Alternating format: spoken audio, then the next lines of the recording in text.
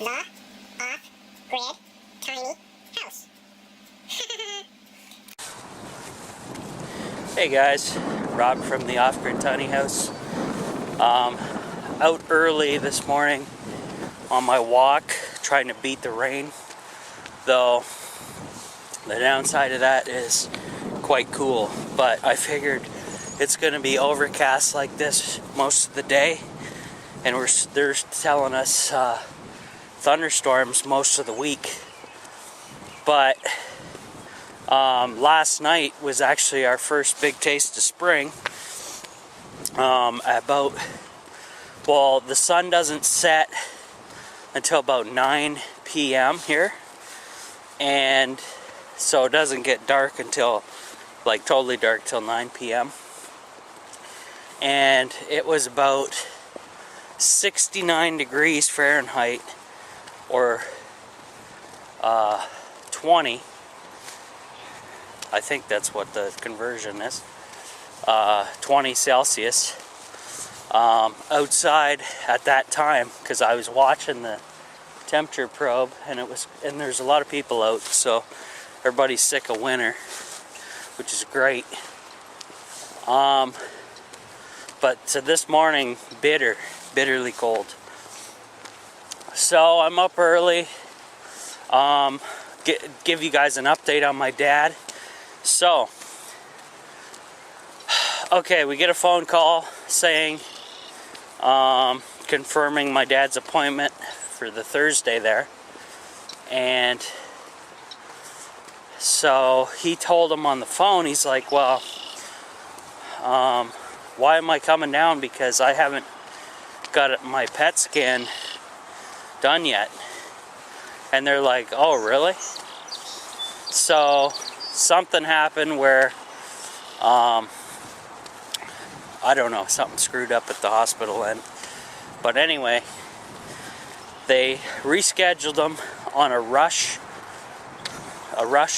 situation. Not that it's anything to panic about, guys. It's just somebody screwed up on the paperwork, apparently.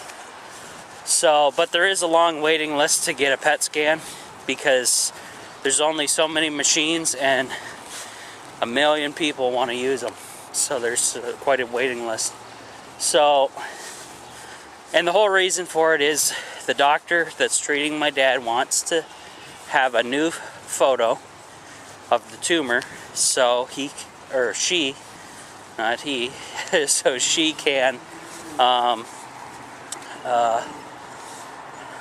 properly treat my dad. So, and I agree with that. You want an updated photo, what's going on? Have we shrunk it, or has it grown, or has it stayed the same in the, since last year, November?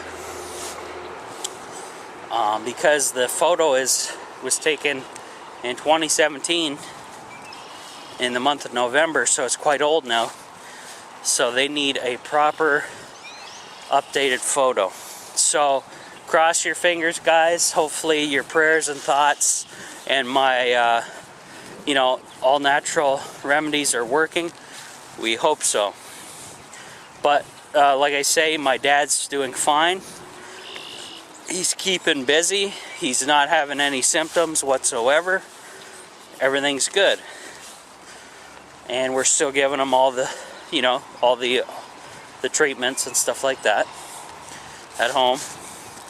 And I keep reminding my dad, I said, well, don't panic, because the further they put this off, the better, because that means the sooner you'll be able to get on the cannabis oil in July. So let's say by the end of this month, he may start chemo if all goes well. So May, June, July. So we have 3 months. 3 months to go. 3 months to go, yeah. And then I'm gonna have to break my bank account and get him 60 grams of pure indica strain with the highest, THC possible. But it has to be indica. Can't be sativa, because sativa kind of makes you hallucinate and well, it races your heart, and we don't want that situation. But this is, now the information I'm telling you guys is coming from the dosage by Rick Simpson, who runs phoenixtears.ca or .org, whatever. And he's the guy who had come up with the cannabis soil cancer cure, and he's a Canadian. So that he has all the information on that website, dosage requirements, etc., etc. So I got to give him that amount. So it may murder my bank account, but hey, if it keeps my dad here, it's only money, right? So that's the way it is. So we'll give him that. And my dad actually ran into somebody he knew. We went out to, he took us out to dinner when my brother was over. And his buddy had colon cancer. So he's on chemo, because my dad said, hey, isn't that whatever? And then he had the little hospital band on around his wrist. So he went over and talked to him, told him his story. He told him theirs, and yeah. So hopefully, well, he basically told him chemo's not that bad, and he joked with him he was doing cannabis before before he got cancer anyway, but doing the wrong kind, the smoky kind, I think. But so he said the chemo's not bad, and he's still actually working. So kind of some relief for my dad there. So we'll see what happens. But anyway, that's the update, guys, on my dad and everything. And hopefully all goes well. And I wanted to say a big thank you to everybody who is, saying prayers and thoughts for my dad, and the people who have also supported my channel here on YouTube and Patreon. Obviously, want to big thanks to all my Patreon members, for sure. They're helping me out quite a bit. And anybody who liked and subscribe to the channel on YouTube, big thanks to you guys. Liking, thumbing up my videos, it is helping, and I appreciate it. And please feel free to continue that trend, even if you may not like the video, or it's not your thing. It definitely helps me out, and appreciate that, guys. So I got about 3 more laps to go. This is just lap 1 today. And then I'm going to plan on going home, having something to eat, and then what I'll do is head to the trailer. I want to go to the trailer today, because, it's pretty positive news about my dad and everything, so I think I can get away and do that. And maybe next week I'll be pretty swamped with actual work, where I'll be bringing in some money. So it's been 5 months or something that I was out of work, and I survived off of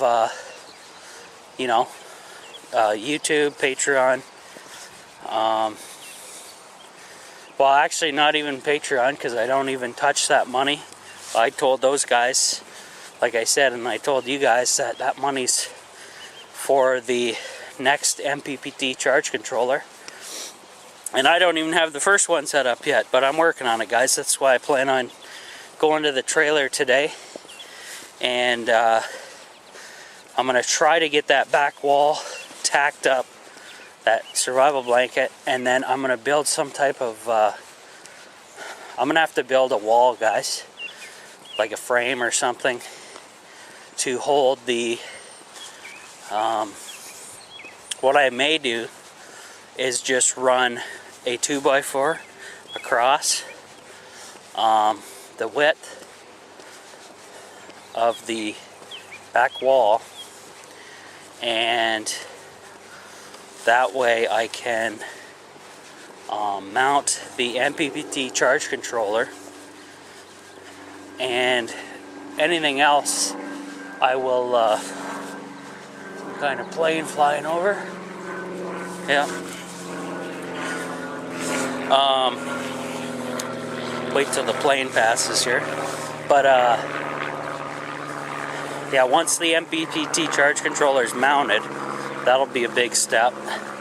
And then I'll build some kind of battery compartment up off the tiny house floor, of course, because the damn floor gets cold in the wintertime when I'm not there full-time heating it. If I'm there 24 hours with heat on though, guys, like I did in the wintertime sleepover videos, amazing results, and the floor stayed completely warm. So it just basically needed, to be lived in 24 hours, and the tiny house was just fine. So see you guys in a bit.